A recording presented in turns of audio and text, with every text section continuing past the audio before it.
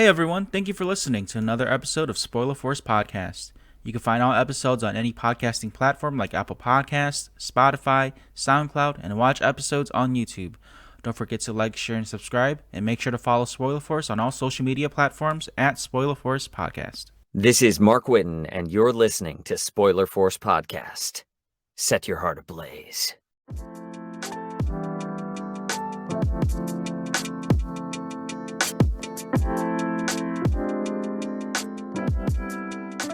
All right, so this is episode 115 of Spoiler Force Podcast. My name is Ricky, and thank you for tuning in. So this week's guest, I have Sailor Salem back on the podcast, my boy John Kolbe, all the way from Michigan, and my cousin Bobby again to talk about Attack on Titan. What we will be discussing and reviewing the season 4 part 2 of Attack on Titan, the anime, and maybe diving into some predictions on what the ending will be compared to the manga counterpart, but that'll be for later. We're just gonna jump right into it because there's so much that happened this season, and with Mappa taking over the animation, things have changed on the Attack on Titan series as well. So, John, we'll start with you since you are the anime only watcher here. What was your thoughts overall on Attack on Titan season 4 part 2? I feel like my standards are pretty low, but like I loved it. Yeah, like I honestly, I thought it was pretty amazing.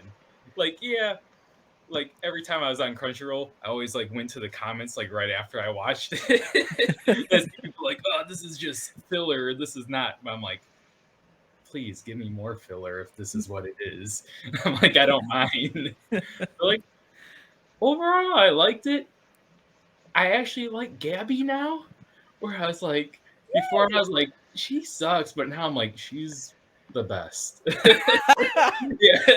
Oh man! And after what we talked about from the last review we did, I know we were like going at it with Gabby too. So, oh yeah, that's a big turnaround, man. To see Gabby's character change like that. Salem, what about you? Like, what was your thoughts on the anime?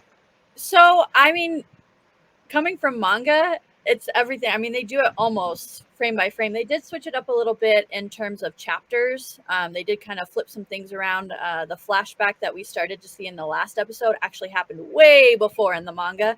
But I do like how they're setting it up because there is going to be such a long wait in between. I think it was smart to end with a flashback, really.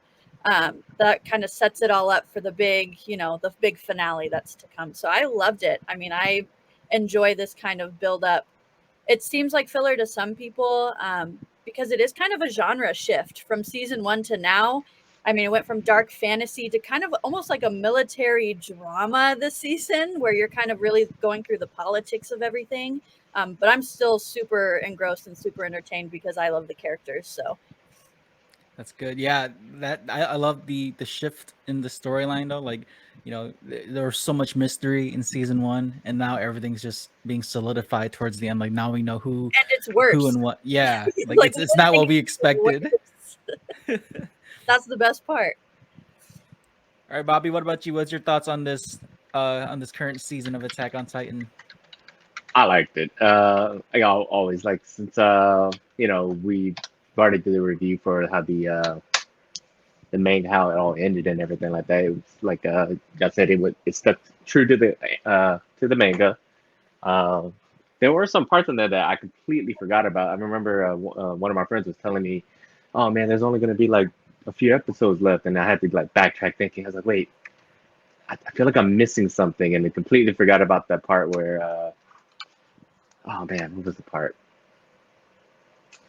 I can't even remember. There was a whole episode that I completely forgot about that was in the manga that they played in there. And I was like, oh yeah, they still got like a few more in there too. So, but all in all, I enjoyed the season.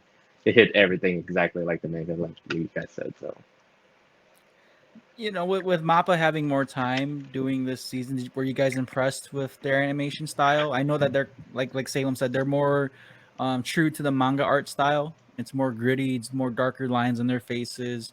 It's kind of like horror in a way.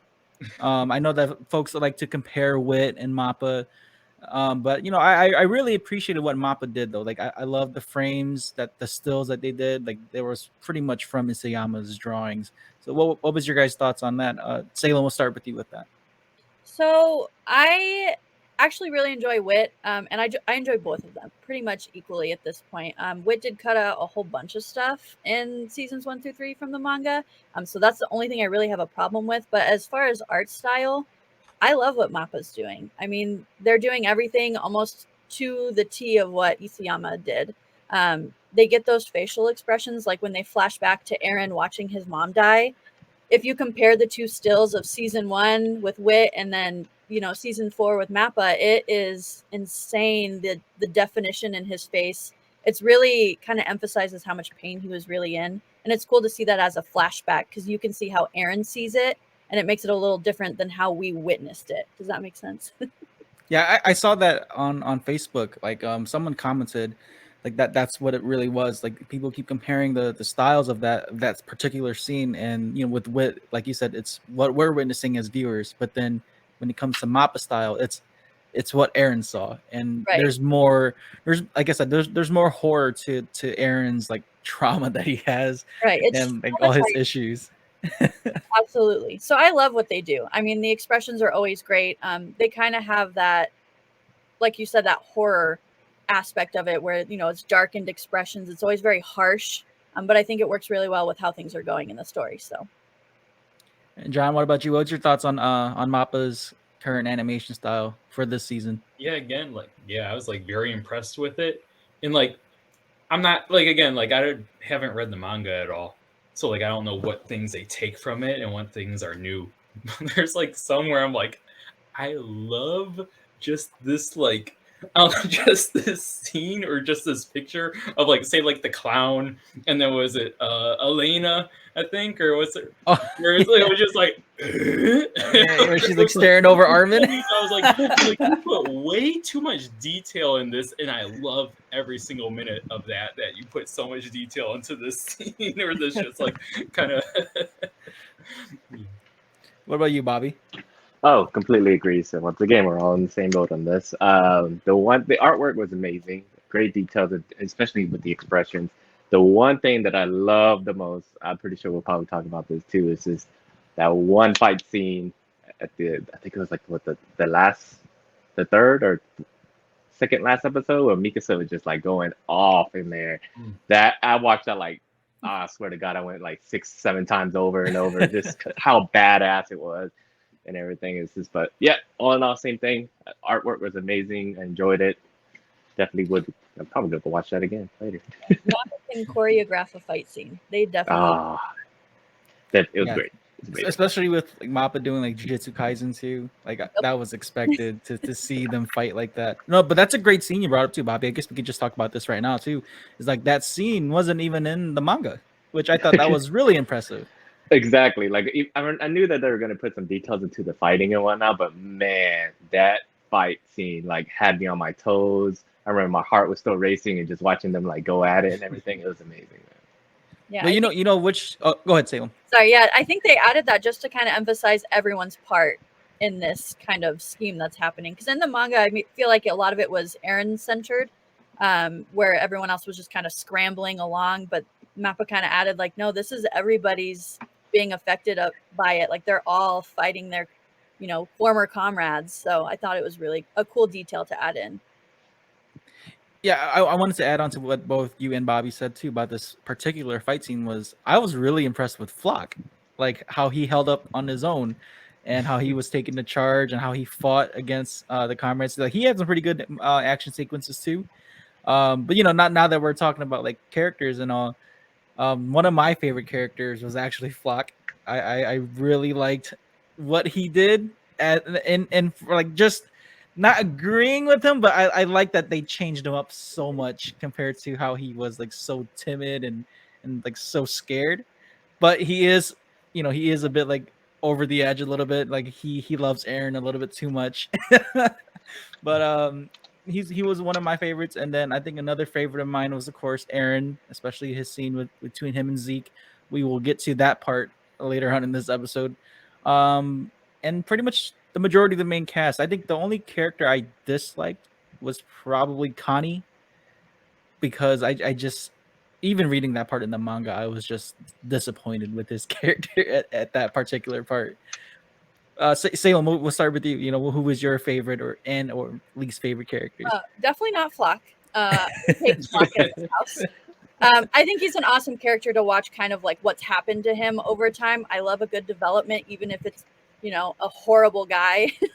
So, but I actually really liked Mikasa and Armin the most. Like their dynamic, kind of watching Eren do this, and watching Armin specifically kind of fight internally about, you know, could we have stopped this? And then Mikasa, even the last episode, she talks about like, was Eren always like this? I didn't think so, but now I'm looking back and thinking, oh wow, maybe he was. So seeing that kind of reflection from the two people closest to Eren is probably my favorite part of the entire part of the season. Any least favorites that you had? I hate Flock. Just as a person in general, as a manga reader as well, hate Flock. But out of like everyone, honestly, even, I mean, the only thing that I can complain about is Eren, we lose his point of view, which is one of my only, which coming from me is big. I don't like Eren either. But we lose his What? I perspective. thought you were. Wait, so you're not a Jaegerist? No. Oh my That's why God. when you told me, you were like, oh, everyone's a Jaegerist. And I was like, oh, no. I actually hate Eren. I hate him. He's the worst.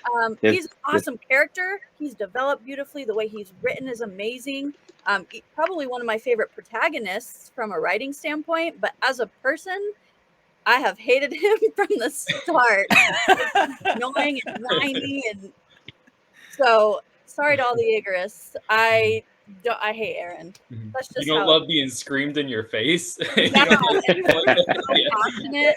But it's cool seeing all of these anime onlys as well, kind of making these Twitter threads of like justifying Eren's actions. It's really cool for me to sit back and read. I definitely don't agree with, but watching people really dive into this series and analyze and pull, you know, screen caps or quotes. It's really cool to see as a community, to see people really diving into it.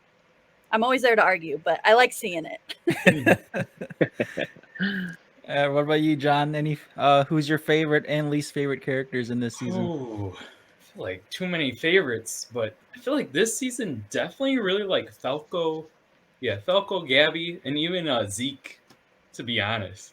Yeah, like I really like just like his, I don't know, him kind of thinking like he's so much in control, and then him like having that realization, which I know we'll get to later, where it's like, oh crap, and it's like seeing him kind of realize like, oh, my dad actually cared about me, and like seeing the parallels of like different characters as well. So I say that, but yeah, definitely Gabi and Falco, I think. Any least favorites? Conny, and then I don't know if this is blasphemy or what, but Ymir. I don't like him. You like the main, like the original, the origin. The reason why this all happened. I'm like, you're the reason why all this happened, because like you got, I don't know, you got bit by a parasite and you let people eat you. I'm like, all right, and then you give your power to Eren. I'm like, dude, he's gonna commit genocide.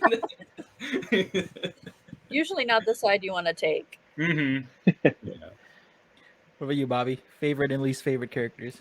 Oh, well, I was gonna go Armin and Mikasa, but for the sake of the podcast to talk about things, I will have to go. I'm gonna go with Reiner. I think just like his development, how originally I was never a big fan of Reiner, especially when you know, the plot twist of him, you know, the reason why they're there and everything like that. Don't start none, won't be none type thing. So I mean, he started it, so gotta, you know, got what's coming to you. But like the way they developed him, kind of, you know, just everything in the story now that you see it. For me personally, I think Reiner would have been probably one of my favorite characters in this season, especially since he's getting his ass kicked too. So Constantly. yeah, constantly. Yeah, originally he's so OP, and then now it's like it seems like everybody can beat the Titans, you know. So least favorite. Oh man.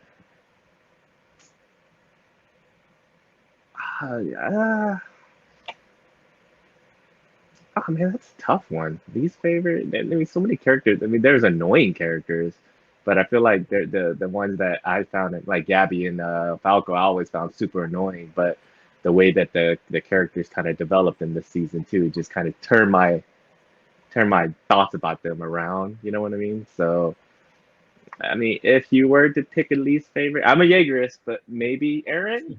I mean, he has his moments where you're just kind of like, dude, like, what are you doing?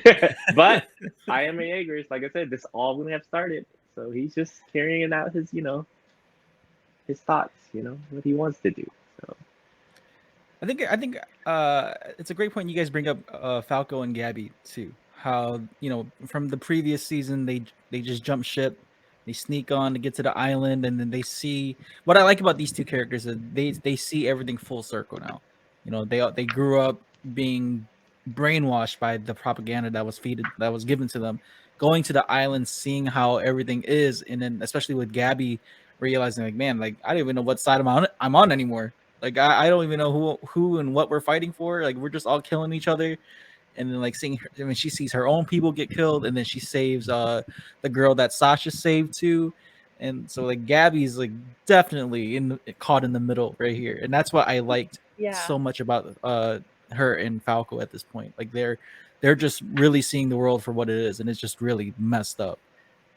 I think they're a great example of what could have happened if Eren maybe would have gave it a little more time. I think that's what their purpose really is. Like you get to see these kids, which kids are always, there's that children of the forest metaphor that Sasha's dad kind of says in the last season where, it's the adults' jobs to get the kids out of the forest. And this is a great example of those kids being kind of shoved out of the forest.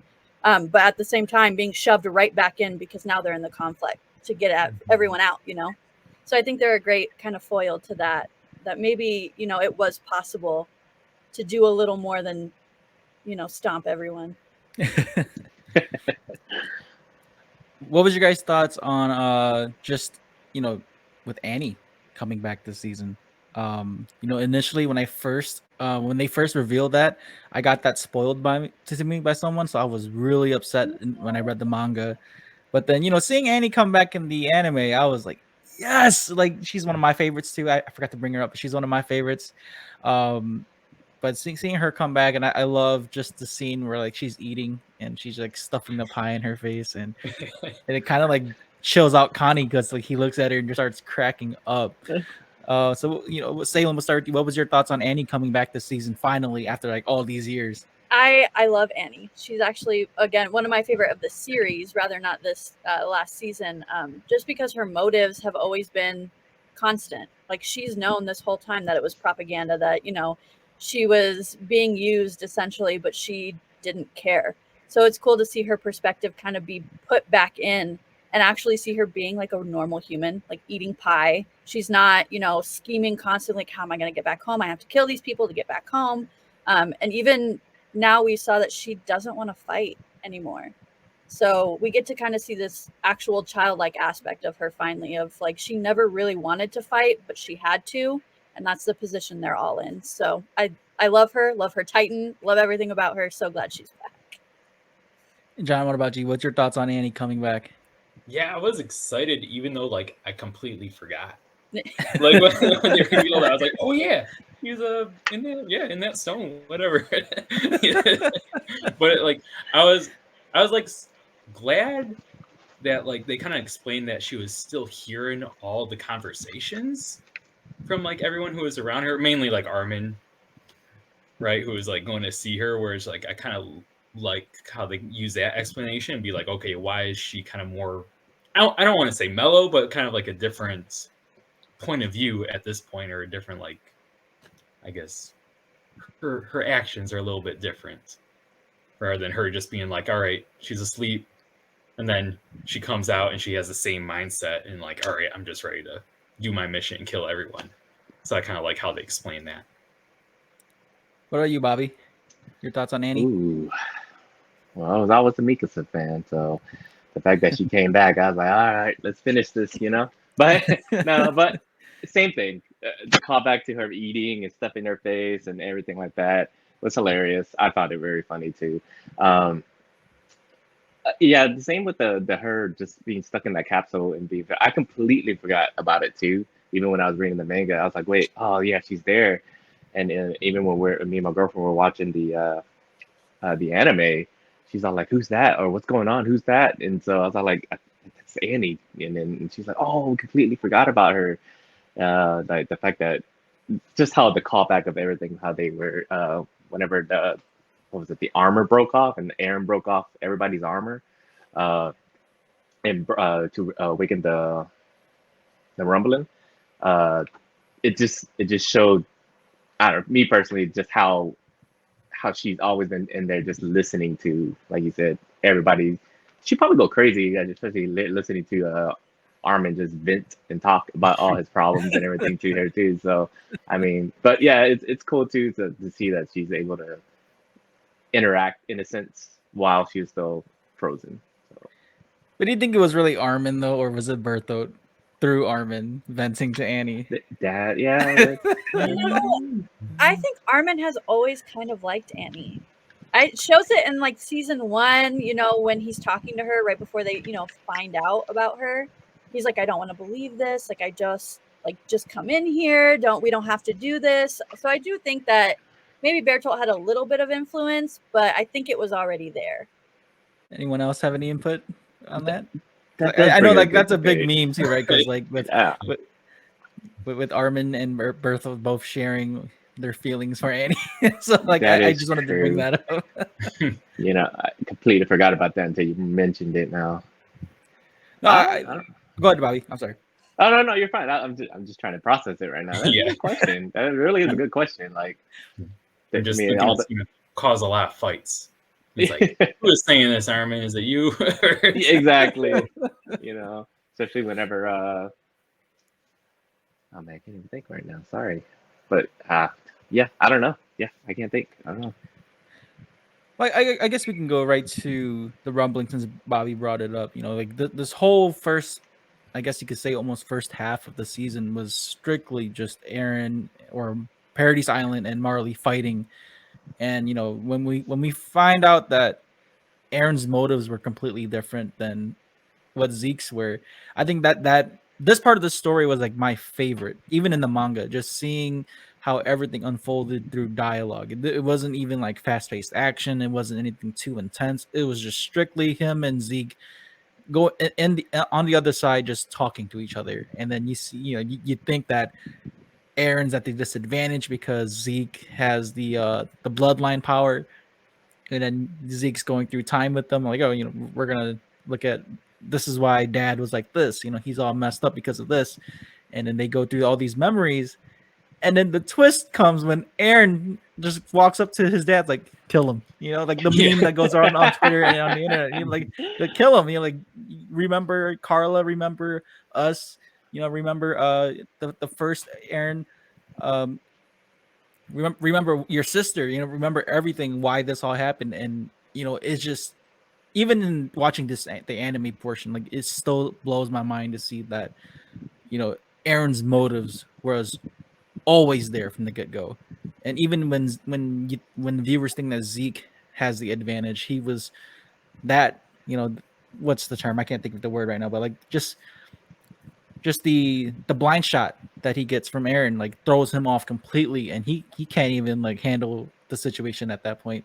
So Salem, we'll start with you. What was your thoughts on that whole like progression of just seeing Eren and Zeke interact?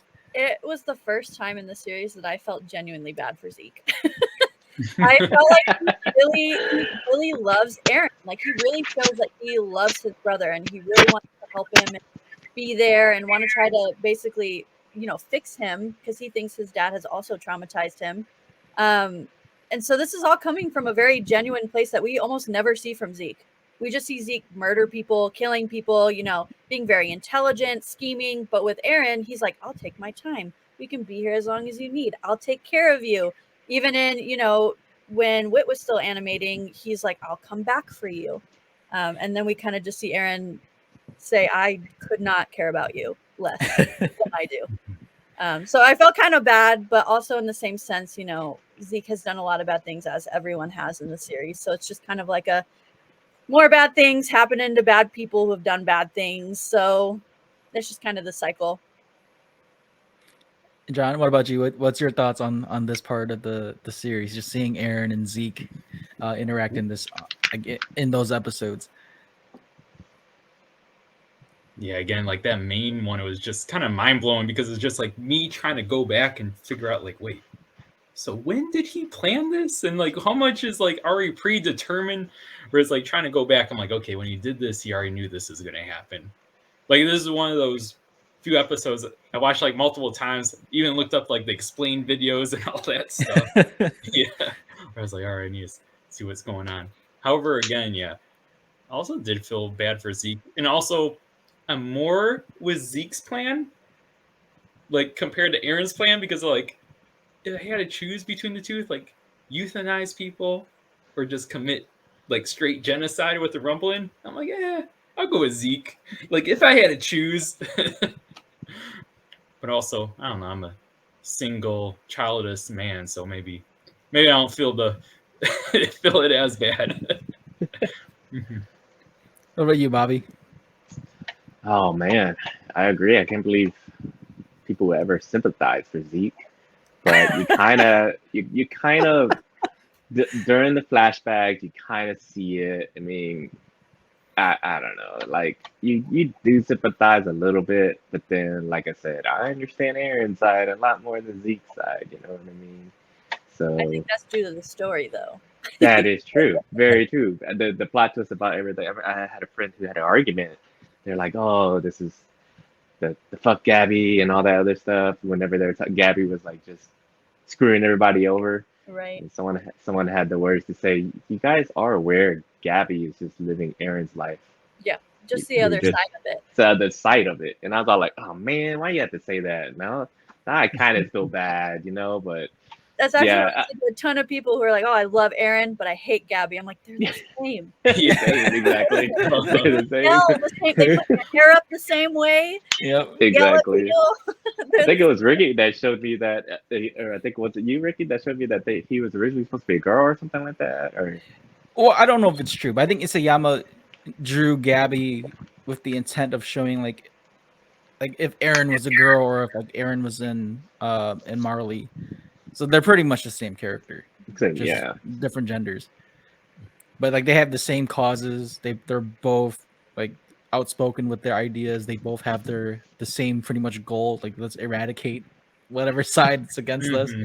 But yeah, just seeing this whole plot twist unfold, like especially when after Grisha kills the royal family, and then when he sees Zeke and he starts crying, he's like, I'm so sorry. I didn't mean for this to happen. I love you type thing. And then like, Zeke, when they go back to the other side where Ymir's at, Zeke's trying to go through with his plan. Like, he has Eren in chains and he's like, you're not stopping me. I'm going to do this euthanization plan. And okay. You guys all watched the sub, right? The sub version.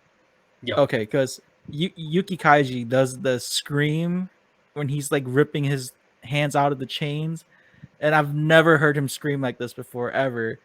And it was just I think from what I've read online was like this was the scene that like nearly killed his voice because of just Eren's determination, like trying to get out of those chains, and when his thumbs rip off, like, oh my god, it was just that was insane to me. Just see him like go, like he was fighting so hard, and when he finally does it and goes to Ymir and is like, give me your power, like I can help you with this, and pretty much that's how the rumbling starts. But before we continue on to that, what was your thoughts on like just Ymir's story? Because when they go through the flashback of Ymir, they kind of give you like, this is why this is happening. They give an explanation of how she got her powers, but there's also the sad story that she carries with her too, like just being a slave and like Eren, like they just want freedom. Because that's pretty much like one of the main themes of this show, right? So Salem, we'll start with you again. What was your thoughts on Ymir and the show or the anime like showcasing her past? So I think they did a really good job with what they what the manga provided. That's actually one of my only downsides that I have with the manga as well is that they don't really go into a whole lot with Ymir. Really, that's almost all we get. We get a little bit more a little bit later, but it's very, very minuscule. So I think they portrayed her story really well. They did censor a little bit of it, which is expected. But it's more about symbolism than the story itself. So it's better to look back on her story after you know everything that happens. Then it's kind of confusing when you're just kind of watching it because you're like, why does this matter, or why did this happen? And you don't really get any answers. So just if you're anime only, go back and watch it after it's done. It'll make more sense. There's a lot of symbolism in there. John, what about you? What was your thoughts on Ymir and her past? Again, very like kind of what I mentioned before. It's like definitely one I had to watch multiple times. But however, I would say like I really like the animation style of what they did there. It's just like having that whole different kind of feeling for it, for her story. But yeah, explain some, but also I feel like I just have more questions as well. What about you, Bobby? Ooh, I'm right there with you guys on everything. Like you guys said, it gives you a glimpse about how and why it happened. Same thing. I had a ton more questions to ask than anything else, but it does. I sympathize for her, like just everything she went through, especially at the end when they ate her. The king, they eat her, take her power, whatever it may be. It's just like, man, this guy's ruthless, and she like sacrificed herself for you. So it's very sad. That's why I see what Eren was like. I will in this. I can free you. I'm like, do it, bro. Do it for her. King Fritz is the real enemy. Really, he's the real antagonist of the series. Yeah, completely agree. Yeah, just seeing like how the scene where Ymir is running for her life before she falls into the pool and gets the power of the Titans, like that was a pretty tough watch too. Just seeing how they made her into a hunting game. She was just like running for her life, and I wanted to point this out too because in the manga when she runs in the tree, the manga it looks like a pair of hands, like kind of like in a prayer position, and it's supposed to like I from what I've looked at, it's supposed to be like Ygardasil. I think that's how you pronounce it. The tree that's in like the folklore for like Thor and Loki, Norse mythology. But in the anime, they didn't really touch up on that. It didn't look exactly like how it did in the manga, so I kind of like was thrown off by that because I really liked that symbolism that Isayama had going back to like even Norse mythology with the powers of the Titans. Like it was pretty much a God-given ability. And there's really like no true explanation. Like, oh, this wasn't like an evolution type thing. It was just there. And I liked seeing that they show Ymir's founding Titan ability. She had like her ribs sticking out, and like, she was like super massive. And then when they pretty much go through with King Fritz like taking over the world with using her, I thought that was. This is like one part I still hate till this day is like the fact that she even followed King Fritz and knew how evil this guy was, and she still like protected him. She still stayed with him up until where she gets killed. And then I was that seeing that, and then again to what Bobby was saying with Eren telling her like, "Let me do this. I will finish this. I will free you. I will free everyone." And she has like that face, like she's gritting her teeth. I thought that was really detailed how they did that. It stayed true to the manga too, just seeing her expression like that, and then pretty much Eren becomes the founding Titan. Did you guys like his look with what Mappa did compared to like what the anime or not anime, what the manga was? Salem, we'll start with you. I would say it's pretty similar. I mean, it's just kind of haunting when you bring up her ribs. That's definitely emphasized in Eren's founding Titan. He is just ribs. But I do love it. It's supposed to be very haunting. I mean, it's not Eren. It doesn't look like Eren's Titan. It doesn't look anything really like him except for that head. And it's just kind of, it's more of his cause personified than it is him. So I think that's kind of a cool way to look at his total change. John, what about you? Since you're the anime only watcher, like what was your thoughts on seeing Eren's like final form pretty much in this season? all right, Stanley, you may influence me a little bit because honestly, myself, I'm like, this is straight ugly. I'm like, this is so ugly. I'm like, hold up. I was Very like, ugly. It is you went very from just being like kind of like a cool. martial arts kind of Titan, and then you straight up like how you said, just straight ribs and massive. I'm like, how is this really practical? I'm like, you don't really need to be there, right? I'm like what are you gonna do that like the rumbling Titans can't do, like the wall Titans can't do? Yeah, it's like he's been stripped of everything. Yeah. Mm-hmm. Yeah. What about you, Bobby? When that scene happens, what was your thoughts? Like when he finally transforms. I was like, yeah, let's go. but as far as like how he looks like and everything, it was creepy. I'm not gonna lie. It looked like, the ribs, just floating head with the body and everything like that. Definitely same thing. I was just kind of like very interesting of how they chose to go with that artwork of they basically how all the Titans look. They look like human forms, bodies and whatnot. And for I guess you could say the final Titan, or the main Titan that he turns into like a skeleton. So I can see why they did that, but definitely not what I expected whenever I was reading the manga and whatnot, how they went to it. So definitely something different. But I liked it. They played it perfect and everything. And when you read the manga, you kind of see why they did it, what they did to it. So I was just telling him that I actually am doing an analysis for my graduate course right now on Attack on Titan. So I'm going to add a little bit.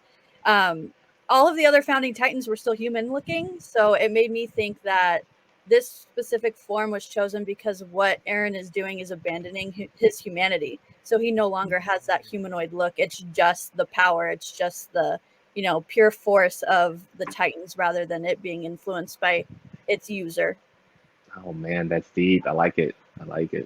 Yeah, I like what Salem said, the whole symbolism and being like stripping away his humanity, and and it's the same thing with the walls. All the walls got stripped apart. Reiner's armor fell apart. Annie being unleashed from the crystal that she was in.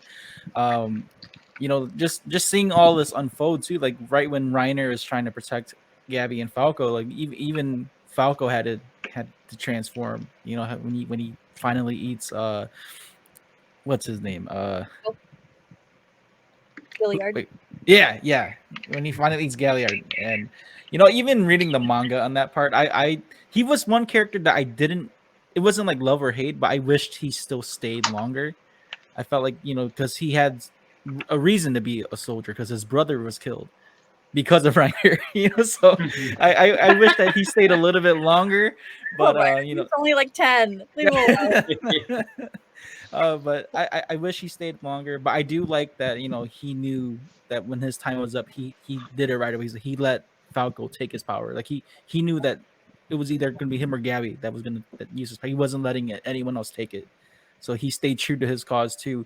And speaking of that though, like with so many characters like having their own causes and just fighting for their own beliefs, like you see like again, Flock trying to be like Erwin in a way, not as great, but like he his own variation of what he thinks of what Erwin is, or even Elena being loyal to Zeke and like manipulating her way through everything. What was your thoughts on on these characters? Just seeing how they are interacting with the main cast. Salem, we'll start with you. I think the best part of Attack on Titan is that no matter how little or side, to the side a character is, that their kind of narrative does end up mattering at some point, or it symbolizes something at some point. So I think Yelena is one of the coolest examples because she is a Marleyan this whole time.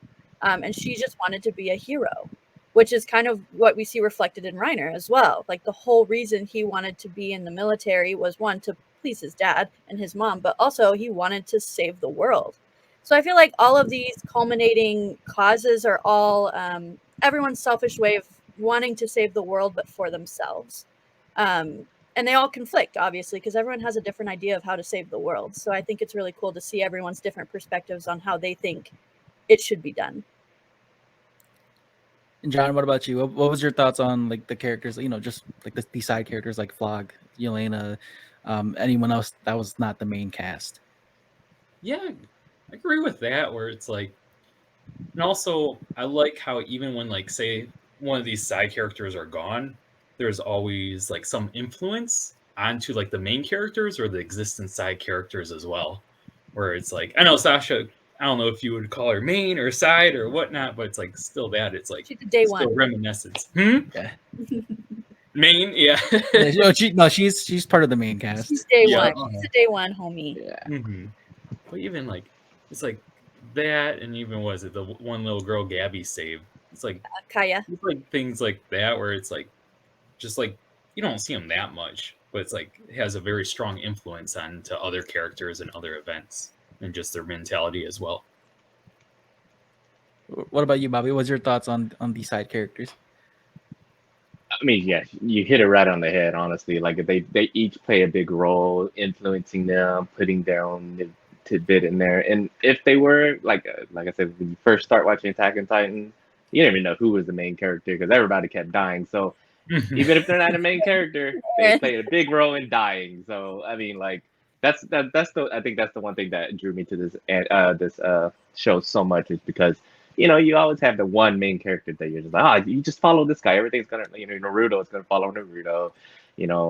Every character has its own thing. And then the moment that Eren dies, I was all like, whoa, I can't believe they will actually kill the guy you're following. I was like, what the hell is this gonna go to? So yeah, every character, even small, big, whatever it may be, they all played a role. Some more than others, but I mean, just all in all, I think that the character development in there too is really good too. So Yeah, a lot of these, what I liked about Attack on Titan was that these side characters, a lot of them did get time to shine or get like a lot of screen time. Like Yelena was one of them. She's a huge fan favorite, but she had so much screen time in like this first half, or even up until almost the end of the show, and where up until where she just kind of like submits or doesn't pursue what her goal was after they get away and go onto the boat. But there was one character that always kind of just was there for, I guess, just for me. Who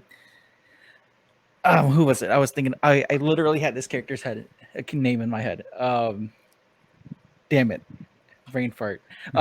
If it comes back to me, it'll come back to me. But yeah, just to continue on, like these characters all played a part. Like even the girl that like Mikasa saved back in season 1, how she wanted to be like Mikasa, and she took the scarf, and Mikasa's just like, give me back my scarf. Like, I'm taking that back. That girl's dying in the bed, telling Mikasa like, you were like a big influence to me. And Mikasa's like, okay, well, I'm taking my scarf back. She just snatches it and leaves. I thought that was. I didn't even know that was her until you mentioned it. That's pretty hilarious.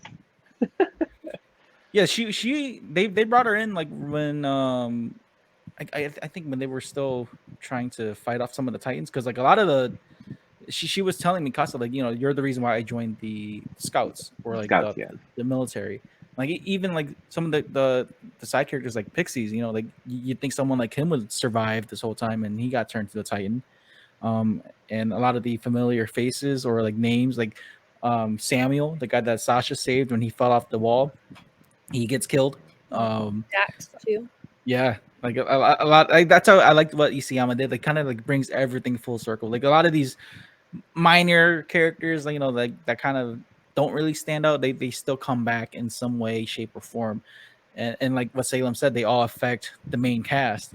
Conny trying to save Armin, but he's like, we are friends, but it's just at this point it's like core beliefs, and they have to kill each other, which I thought that was a really tough part to watch. To even reading that when Connie has to kill his friend, like that was tough. It brought me back to Ervin's speech that he talks about, where someone who can't throw away anything will solve nothing. So it's their moment to really throw something away, because before it's only been enemies. We kill enemies that were not bad people, but it's no longer just enemies. Like they are enemies that used to be friends. So I think that scene was really important for Conny and Armin, and the fact that they shot Armin in the mouth so he couldn't talk it out with them, because they do know him so well. They're like, this is going to try to talk me out of it. I need to silence him. So I think that whole scene was very symbolic of, where their characters are going to go from here. Man, you bring up so many good points. I never even thought about that. How he would talk them out of it. I mean, going back even to the artwork, how we were talking about the artwork, the expressions they have when they're just trying to fake them out. They're like, Right. "Hurry, hurry! They're going away. We need to get this boat ready." And you just look at the artwork. They're just like, just Like, looking with staring this. like, please just do it. Yeah, exactly. Just do it. We don't want confrontation, and then Right. They could have killed Armin. I mean, they could have just shot him, but they just shot him exactly. in the mouth. So But yeah, no, that's a great point. Man, you actually bring up a lot of good points I never even thought about. That's the honest truth. good, that's what I want. Think about it. The literary aspect. I love it so much. We need to read more, Bobby. We're not reading it. Yeah, I guess because, like I said, when you I'm a Jaegerist, I understand what Eren's going through. So, but now she's like, oh man, maybe Eren is an asshole. It's true. Like, his cause is understandable and rational for him, but it's also, probably not the best thing to do. Yeah, I agree. It's probably not the best, but I mean, yeah. No, good point. Keep bringing them. Yeah. John, you have any input at all? Yeah, I feel like Eren's plan. I just see that not really solving anything. I feel like all you're doing is just like here's the world. Everyone fights the world, and then it's like, okay, you destroy all this world, and now you have the same problem, but this small. Yes. Yep. Whatever. Brings back Pixis. Do you guys remember what Pixis said in season 1? Heck no. Remind us. He's talking to Armin and says, we'll always kill each other till there's one man left on Earth. It doesn't matter if it's Titans or if it's humans. As long as there's more than 2 people left, there will always be conflict. And I think Armin really took that to heart. That's why his stance is the way that it is. And also, Pixis was his first Titan kill. Yeah. That was really sad to see Pixis get turned like that. And as amazing as that scene was, because they went back and played Barricades for that song. That was one of my favorite songs in Attack on Titan. But it was sad to see that, Pixis was just someone who was really out to just make the world a better place. And he understood. Yeah, he even back in season 1, he was understanding of Eren. He knew, okay, you have this power. We know that not a lot of folks will take kindly to you, but would use what we can get out of this. So Right. Pixis was really kind from the start, just to see him get turned like that and get killed. The first person to give them a chance. Yeah. If he wasn't there, they would have died with that cannonball. You know what I mean? Yeah. It would have been over for them. So very sad to see him go that way to a song that originally brought us hype with them fighting back for the first time. Yeah. So now it's them putting down, their friends and comments. If you want to start your own podcast like Spoiler Force, then sign up with Buzzsprout. Buzzsprout has helped hundreds of thousands of users like me to begin their podcasting journey. With easy-to-use tools, you can effectively get your podcast into different platforms like Apple Podcasts, Spotify, Amazon, iHeartRadio, and more. You can view your stats, create audio clips, and even have your own podcasting website. Buzzsprout offers ideas, tips, tricks, and tutorials to help you improve your podcast. Follow the link below, and once you sign up, you'll get a $20 Amazon gift card. This will let Buzzsprout know that I sent you and will also support Spoiler Force Podcast. If you want a simpler way to record both video and audio for your podcast, then sign up with StreamYard. StreamYard is the perfect program to create podcasts, host live streams, and even do video calls. There are many tools that can help you create and design your own personal studio. You can screen share, read live comments, and stream to different destinations like Facebook, YouTube, and Twitch. You can also download your video and audio once you're done with your recording session. Follow the link below, and once you sign up with the basic or pro plan, you'll earn a $10 credit to use for StreamYard. Happy podcasting. Now that you bring that up, Salem, Levi killed his friends, and we don't see Levi up until a little over halfway after his incident with Zeke. Yes. Because Zeke pretty much just decided to go all out and nerfed him. and take Levi with them. And I thought that was I still think, even till this day, even reading the manga, to see how Levi can even survive that. And still, his motive was, I'm gonna kill that dude. I'm getting him. I could go on for 10 10 to 15 pages about Levi's development. But a lot of his motivation is Erwin. I mean, he made that promise and he's never not kept a promise. So yeah, Zeke's a bad guy and, you know, he does some bad things, but I think that determination and willpower isn't his own. It's really him wanting to honor his friend's last wish. John, what was your?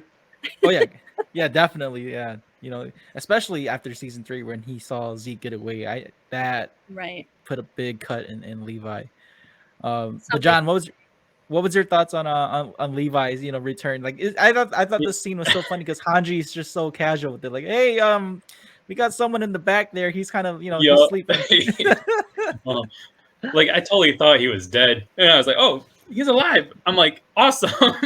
I'm like, it sucks for him, but I mean, he's all cut up. But the one scene, not really even related to Levi, but like kind of related, but like I love the forest episode and like that whole forest scene where it's like when you finally get all these people where it's like, okay, you betrayed me, you try to kill me at this one time, all this, and it's like I love that whole scene. And then like I feel like the icing on its cake was just like Levi just like Urusai, like, you guys are noisy. Like you finally like are kind of getting this breakthrough, and it's like, damn, you got like shut up. Yeah, that's a great point too, which we will touch upon in a bit. But yeah, Levi, you know, he's still him, which I thought was great. That he, even going through that, like being at a physical disadvantage, you know, him losing his fingers, his eye, and like practically near death, he's still him, which I really liked a lot about his character. Bobby, what was your thoughts on Levi, you know, finally coming back in this season? Oh man, it sucks that they had to do that to Levi. Levi was my boy, but I understand why they had to do it because he's always killing all the Titans. So you know, for character and story build, you know, obviously he can do it himself. But I mean, to nerf him like that and then just have to rely on everybody else to kind of do the dirty work, you know, I see why they did it. I agree that the forest scene is probably one of my favorites and funniest ones, especially whenever you just see Zeke running away. I think that's probably like the most funniest episode just scene in general. Like, where is he? Why is he running like that and everything? His face is just like, what is this man doing? Yeah, like why is he running away in the forest? Yeah, you're just shocked. You're like, what? You have to second guess it. You're like, why? You know? But no, I completely agree. It sucks that they did that to him, but I feel like it had to be done, unfortunately, because there's so many outs that I feel like there would have been so many outs in the ending if Levi was still there and able to, in a sense, help, you know. But they still kept his mind there and just his will and everything. So, I mean, it was good and bad. So it sucks that it happened to him, but I see why it happened to him. Kind of think of Gojo from Jujutsu Kaisen when I think of Levi. Like he's just too damn powerful, you know. Like he takes away from the protagonist pretty much, you know, like his fan base, and not just that, like just his abilities, but like Levi is literally the best character when it comes to killing Titans, aside from like Mikasa being like a close second. Like it is Levi that's going to be the clutch character. That's supposed to be the clutch character. Right. I think his development from that point forward too is also really important. I mean, what happens to the strongest when they can't help? Like, what happens to them? If they can't save anyone, then what are they? And I think Levi's whole life has been an example of that. Who has he really saved his whole life being the strongest? So it's cool to see it actually be reflected because now he can't even try. So, you know, with the rumbling happening in this part of this series, you know, like John brought up in the forest, you know, as the rumblings happening, they're finally like talking about like their past pain and what they've gone through. Like even with Reiner admitting, like, yeah, you know, we killed Marco and it was on us. And you know, John finally getting somewhat of his justice for Marco by beating the crap out of Reiner. Like it was just it's I don't want to say a nice moment, but it's very. It's good to see that they were able to like hash this out, you know, like that way they can finally work together at the end.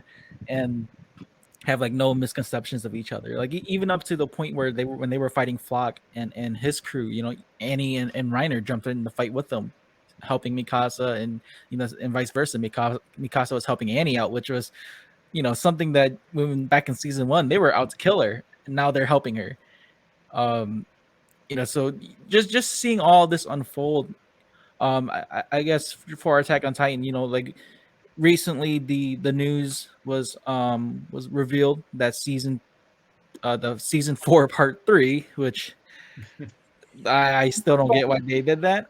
I really thought that they were going to go with the movie. I think they could go with the movie, like make it a 2-hour Attack on Titan movie. Bam, done. You know, with all of this unfolding, and you know, because pretty much from this point on, they haven't really touched up on Eren besides his flashbacks, and we don't see him like after he does the rumbling, we don't even see him up until the last episode. So, what are your thoughts on just, you know, John? We'll start with you since again you're the anime only here, so I want to hear your thoughts on the ending. What was your thoughts on like just how they ended this season with Eren finally getting? Was he at Marley at this point or somewhere close to it? I don't recall. I'm not entirely sure like what the actual location. Yeah, But, did they like, even say where he or, finally like just gets to see where yeah, people because he finally gets to see him? see, and then they're shooting like the Titans. They're swimming in the water. Yeah, yeah, and all that. Yeah, but mainly there. So my thought of like how it ended there, Yeah, bittersweet. Because like definitely, I'm like, dang. I'm like, you're gonna leave it here at a cliffhanger, and like at this cliffhanger too, where it's about to just like go down. But if you're asking about like part 3 compared to the movie as well, I think myself I'd also prefer a movie, because I definitely want to see like this final battle and final everything in a big screen. Like I want to go to the theater and see this. and Salem, what about you? What was your thought? Did you like that there was going to be another part of the season, or did you want a movie? I mean, in terms, I really thought they were going to do a movie as well. I personally don't care as long as I get to see it. I really have no preference. But in terms of where they ended this season, I was a little disappointed. I wanted it to end on the Freedom panel. I thought that would be a really great kind of let people think about everything and then come back with everything else. Because the next part is going to start with a lot of emotions. Oh yeah, It'll be a lot really fast, and I don't know if don't remind me. starting it like that is the best, or if we let people linger on it for a little bit and then go back into it. But either way, I mean, I'm excited. I was gonna wait 5 years if I had to, so as long as I get to see it animated, I'm here. And Bobby, what about you? Ooh. I mean, I feel like most animes leave off where they leave off for a good reason. So we have to believe they're leaving off for a good reason. As far as the final scene, like you said, for them to cut on a flashback and ended that episode kind of on it sort of ended on a flashback, but it played a flashback, and it just showing the rumbling. The swimming part explained a lot. I assumed the Titans were just gonna walk on the water or underneath the water. I don't think they show that in the manga. Yeah, they didn't. They didn't show that at all. Oh, they swim. Yeah, so it explained a lot. The other thing too, I could be completely just crazy too. When you see the soldiers attacking, and then they realize, oh man, this is pointless. In my mind, I was okay. I try to put myself in the soldier's perspective. Okay, what would I do? Would I try running, or would I just try to dodge all the Titans? You know, maybe I can avoid a step. You know, but then when you see the steam. Yeah, exactly. When they showed that steam attack, I was like, oh yeah, no matter what you do, if you try dodging, you're dead no matter what, because that steam is gonna kill you. So, like I said, when I first saw like the rumbling was the final attack in a sense for the whole this host arc, I was like, oh, that seems avoidable. But yeah, when they showed the in depth of how the rumbling works, I'm like, oh yeah, you're screwed no matter what. So I did enjoy that part of it. Just the part where the soldiers gave up. They're just like, oh yeah, no, this isn't gonna work either. But yeah, I'm excited to see what's going on. Same too. I was hoping for a movie. I just wanted to sit there and boom, knock it all out at once instead of for wait a week and next episode and cliffhangers and whatnot. So, but like, hopefully they know what they're doing. We trust them. We trust We them. trust them. We trust them. We trust them. Yeah, there's one part I wanted to bring up too, like when the soldiers see Eren, they're like, it's the attack titan, that Like, kind of yeah. it's a kind of drawback to the title of the show. And there was a meme that I saw, I don't know if you guys seen it, but it's like, what the top part of the memes, like Eren run, and then the second half's like it's Eren run. Like it's two different perspectives now, where like you're with Eren on like trying to fight for humanity and survive, but now it's completely flipped to where Eren is the one that's going to destroy humanity, and we have to run from him. So I just did you listen to the song they used when that was happening? It's funny you say that. From the beginning, it's season 1. It's run Eren, and then it flips. It's actually the OST from the first season. I didn't know. They used that music to tie it together. I remember hearing something and I was like, oh, this is familiar, but that doesn't make a lot of sense now. They Oh, used like when his mom died, right?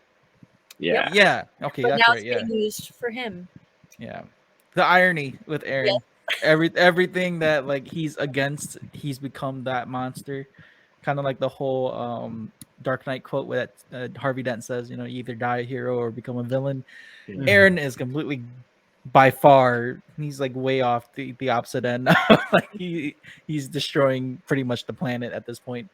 There was two more points I forgot to bring up. The first point is the first one was seeing Magath and what's his name? I forgot the other guy. The guy that was training Eren and the troops. Like Oh, when Keith, I think it was. Yeah. Oh, yeah, Shadis, yeah. Shadis, yeah. And how these two have their last moments together. I loved this scene. Even in the manga, I loved just seeing them talk it out. They're like, we're both kind of the same. We both trained these kids to get to where they're at, and they just finally have like some sort of a very not diplomatic talk, but like they just talk to each other and They bonded for Yeah. that split Mhm. understanding of a one goal and everything, both sides one goal type thing. So yeah, I agree. That scene was touching, all of the above. So because like either way, whether they were fighting against each other, the goal was the same. They both Yeah. wanted to see their cadets succeed and be happy, and I thought that was a very like nice touch, that when Magath talks about like, I just want to see these kids smile, like they show like Reiner, Annie, and Falco and Gabi, all of them together, like it just really humanizes these characters even more, and like as a viewer you forget that the rumbling's going on Right. at this point. I know. I hate to like pull it back. Isayama is like a great foreshadower, but even when Shadis was on his big rant, I think it was season 1 maybe, when he was talking about how he's always a side character. He's never the main character. Like it was Dr. Jaeger who took over. He got Carla, he got the girl. He's always a side character, and he died without anyone knowing he was on that ship. oh yeah. Yeah. So he really did die a side character. No one will know his name. Everyone will know Magath was on there, but he was there too. I think Shadis' story was probably one that I was not expecting to be good.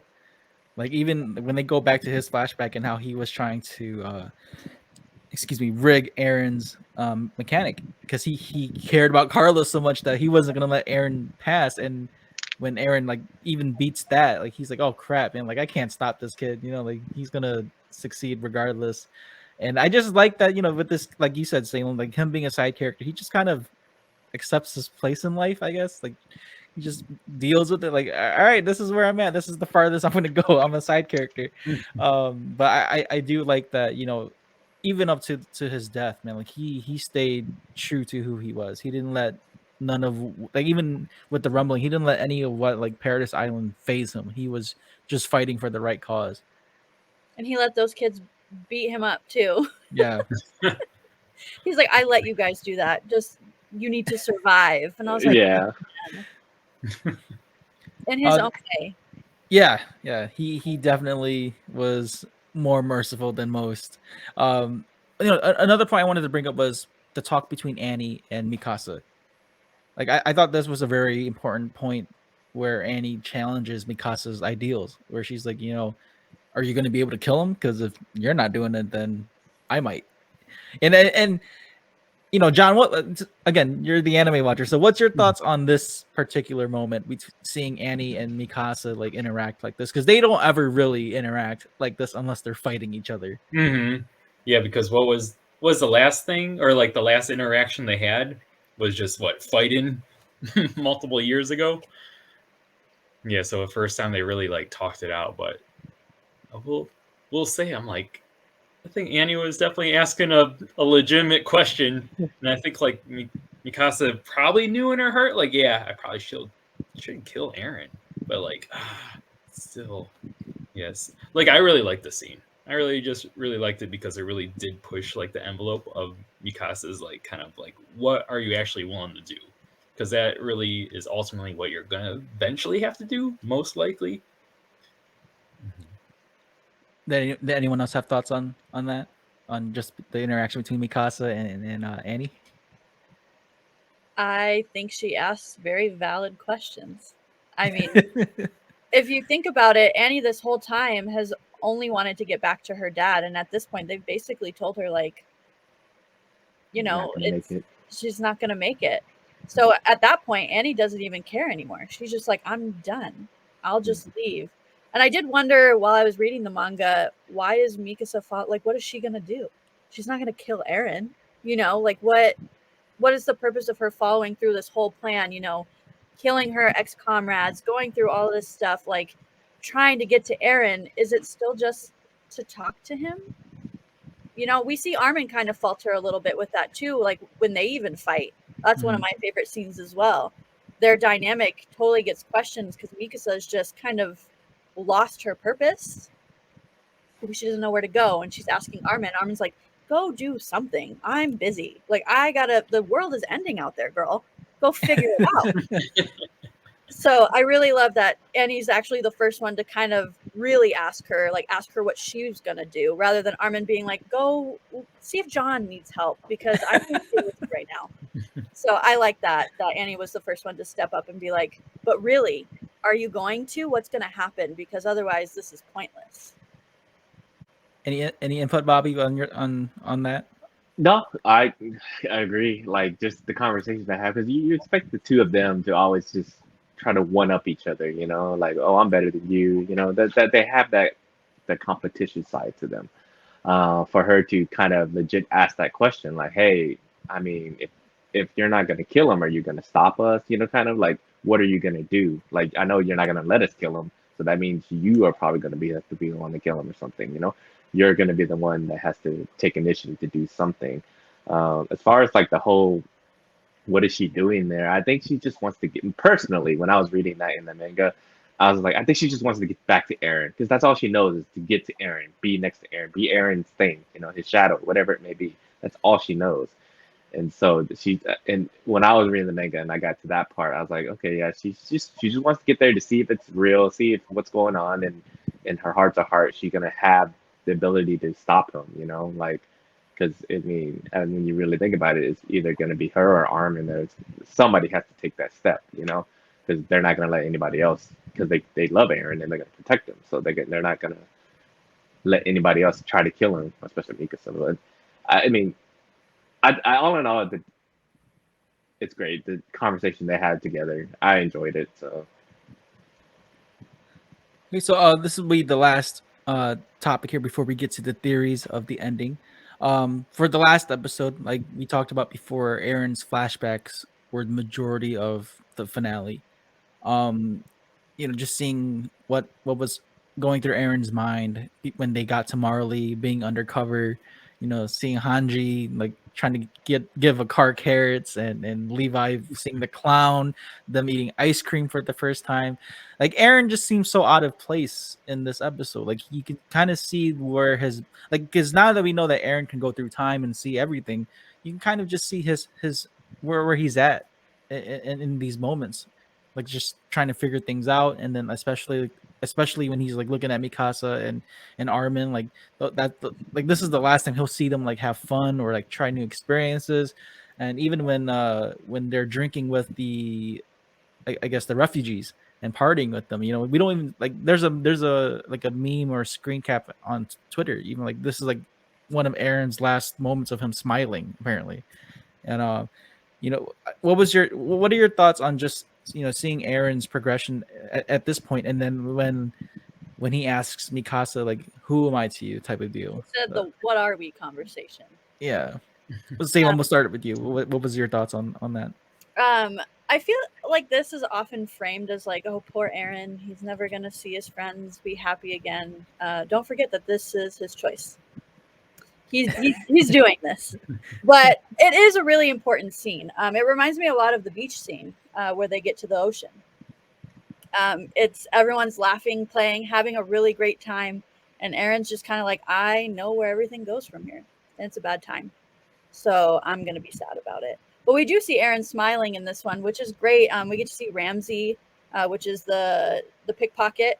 And I think overall we get to see all of their characters kind of shine a little bit in a happy place, which we haven't seen in such a long time.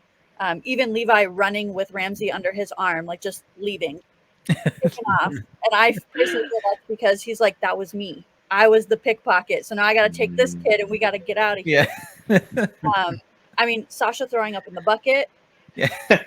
all of it was a really fun episode. And I do think the conversation that Eren has with Mikasa, it's really important. And in my head, I'm like, just say it. Tell her you love her. Like, why are you not saying it? But of course, they're kids, and that's why Mikasa says, huh, 5 times when he asks her. She's like, what? Huh? I don't know what you're talking about. So it's just kind of a cute, really human moment for everyone. John, what about you? I feel like they really portrayed the love of ice cream really well in the animation. Yeah, that was good. But I will say, I felt really sad for Eren because, I'm not sure if I interpreted it right or wrong or whatnot. But when he was looking at the refugees and he just kind of happy, but also crying about it. Whereas I was trying to figure out, I'm like, okay, why is he crying in this part? Is it because he's looking in the future? They realize, okay, I'm about to have fun right now. I'm about to enjoy my time, but also I'm about to crush these people. And I don't know, in the future, in the near future, they're all going to be stomped on. So that scene was man, this is kind of heartbreaking just because you made a connection with these people and you're the first one too. I really like that Eren was the first one to just have that random drink that random sake in there. He's like, yeah, I'll have this, and our people are like, what the heck? All right, we'll take it too. So I thought, yeah, kind of heartbreaking for him in that sense. What was your thoughts on the whole Mikasa and Eren interaction? Again, I feel like I may have misinterpreted that too, because when she said family, I was like, oh, that's not so bad. That's pretty good. I was like, oh yeah, he was love her a lot like family. So maybe I didn't really see that as friend zone, but yeah, I think family zone. Yeah, I felt like I saw it more. I'm like, oh, that's more than boyfriend and girlfriend. That's family. I thought it was Vin Diesel type. Yeah, connection. That was gonna. There was already a meme with Vin Diesel's face on Mikasa's head. Their family. Yeah. Nice. What about you, Bobby? I enjoyed it. Like you said, it was the final. I'm trying to think. Going back in the manga. I don't want to spoil too much in the manga since you're the anime reader. Or the only, no, you don't do that. But I'm not gonna spoil. But it is like a final hurrah because you already know what happens after that. That's when Eren attacks basically, and so it's his final. I don't want to say final goodbye, but kind of his last hurrah before turning into evil Eren, I guess you could say. And so you get to see him just kind of kick back, relax, smile, get drunk, everybody getting drunk, and everything like that. As far as the ice cream scene, I did go eat ice cream right after that too, because they did really, really make it look so good. So I was like, I'm going to give me some ice cream too. So, but the interaction between Eren and Mikasa, it was predictable, because she's never going to confess and he's never going to confess. It's one of those you just know he's gonna. They're questioning it. They're poking at it. They're trying to pry it out, but they're just never gonna flat out say, "Oh, I love you," or you mean that much to me, or anything. Not yet, at least, I think. But it's a good foreshadow, I guess you can say, like just putting it out there, like, hey, this is where we are at. Where are you at? That's a good way to put it too, because they don't ever like. There's always like some sort of familial love, but then you can kind of tell there's a little bit more than that between Eren and Mikasa. And like you said, Bobby, they don't ever really like to flat out just say it. They just kind of show it through their actions. You see Eren like when he puts the scarf around Mikasa back in like season 2, and he's like, I'll wrap this scarf around you as many times as you want. Like they'll say and do things to each other, but they never admit to each other or themselves that like I truly care about this person. And like with Mikasa, like she's so up in the air about her feelings, and after what Eren said to her, like like you're just a puppet, or like you're just following orders. Like, can you even think about your own choices? Like Mikasa's still kind of conflicted with that, even up to this point. Like, I don't want to say that she's believing in it, but she doesn't even know what to do next. And kind of to just piggyback on what Salem said earlier in this episode, like when Armin yells at her and he's like, think for yourself for once. I can't even think for myself at this point. Like, I can't help you, so so Mikasa has a lot of rethinking to do, at least up until this point, and especially to end it off like that, where we kind of see where Mikasa stands, even after when Annie questions her and asks her, "Can you kill Eren?" And we at this point for anime viewers, we don't know what she's gonna do next. I mean, manga readers, we already know what happens. I'm not gonna say or confirm anything, but like we do know what decisions are made between these characters for all these characters. But for anime viewers, Mikasa herself right now is she's literally like doesn't know what to do.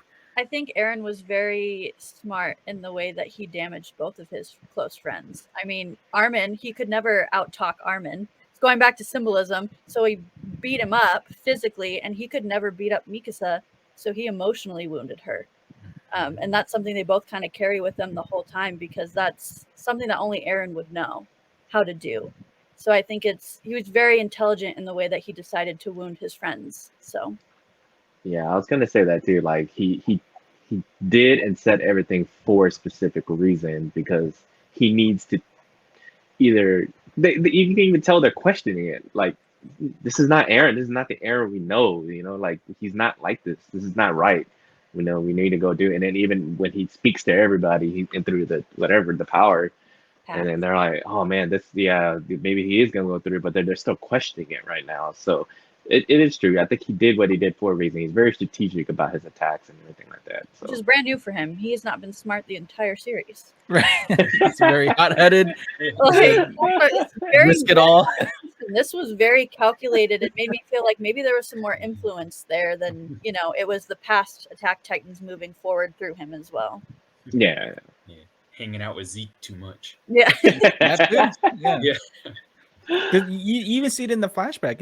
Eren was like talking his plans out with Zeke. Like, hey, what did the doctor say what they say about the Ackermans again? Like, he was literally asking questions, which he never does throughout the whole series.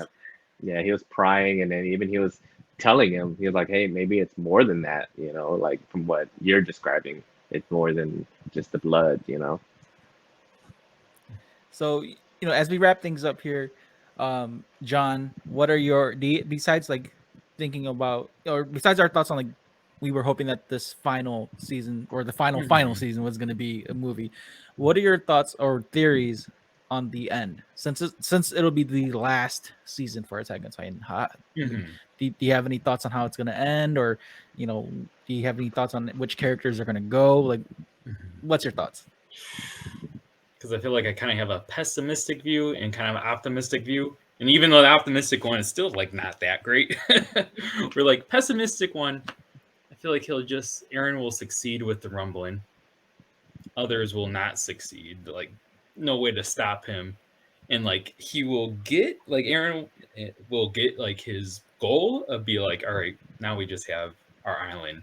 But like, I think it's just going to kind of end and be like, there's like a little thing where it's like, hey, the violence is never actually going to stop. Like what Eren just did, now you're just making another group of people within this island bitter and like trying to rise up. So it's like, I feel like it's just going to be a complete cycle of like what happened originally.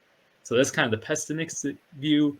Optimistic view, there's a little bit of me. I'm like, is Eren doing this? Like, I don't know if you guys seen like Watchmen or familiar with that. Like Watchmen, all right, spoiler there.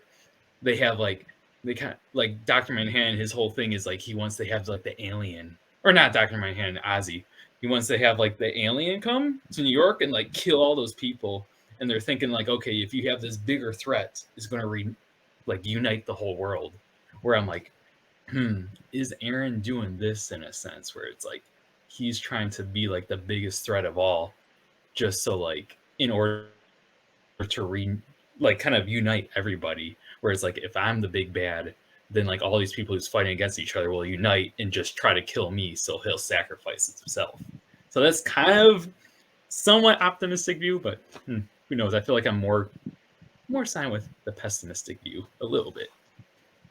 See, this is why I like talking to anime onlys, because I like hearing their thoughts. But you know, for Salem and for Bobby, I know you two read the manga, and I know I did as well, so we know the outcome.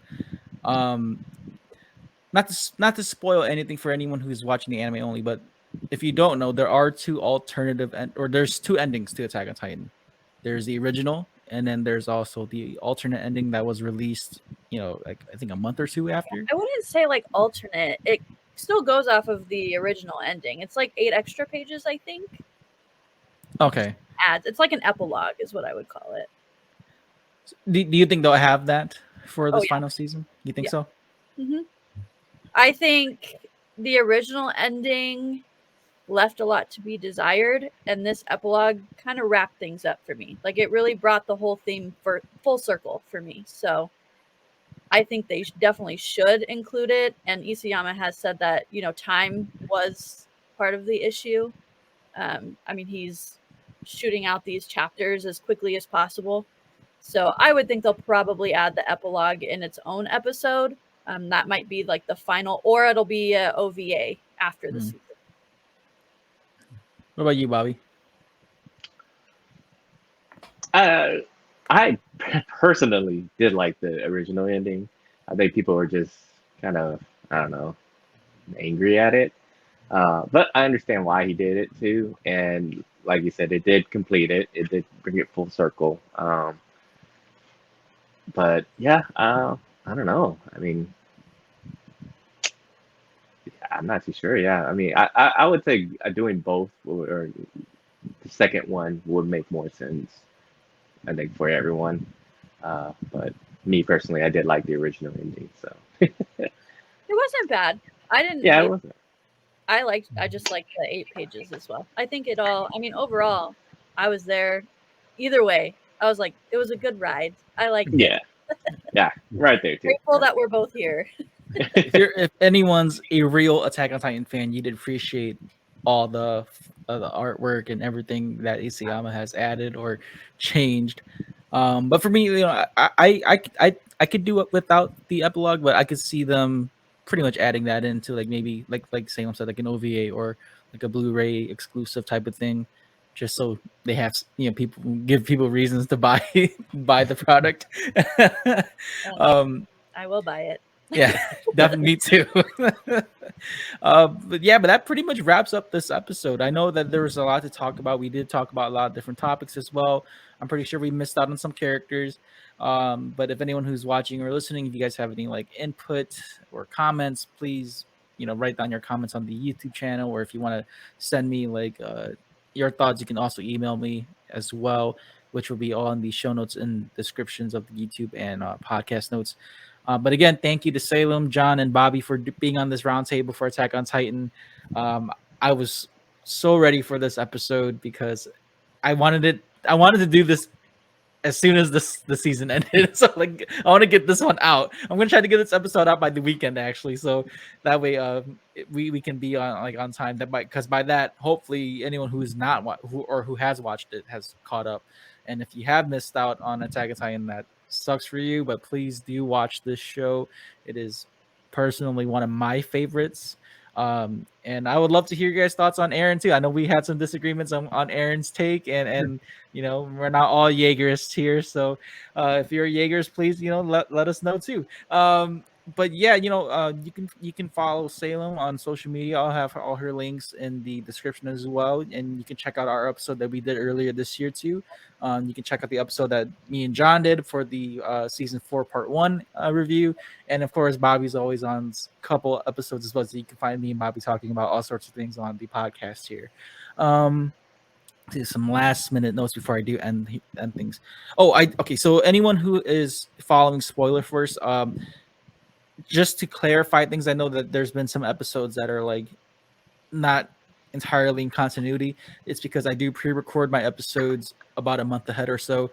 So when this episode does drop, and you listen to like the next coming episodes, those episodes are actually recorded before this one. So just to clear the confusion here. And then also the Spoiler Force 3rd year anniversary is next month in May. So keep an eye out for that episode. I have Rico Fajardo, the voice of Lemillion from My Hero Academia, on that episode. So please check that one out when it does drop. I also have an episode with Brian Donovan, who's the voice of Rock Lee. That's a big one coming up too. But yeah, that's pretty much it. So if you made it this far, thank you guys so much. And have a great day.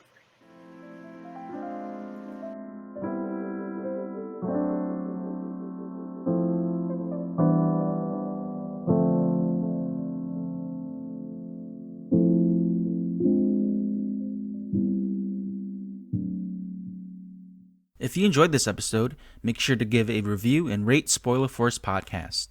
If you want to get all Spoiler Force updates or even peeks at behind the scenes, you can join the Spoiler Force Discord community. And if you'd like to show support, give tips, recommendations, sponsorships, or any collaborations, you can email me at rickyvang92@gmail.com.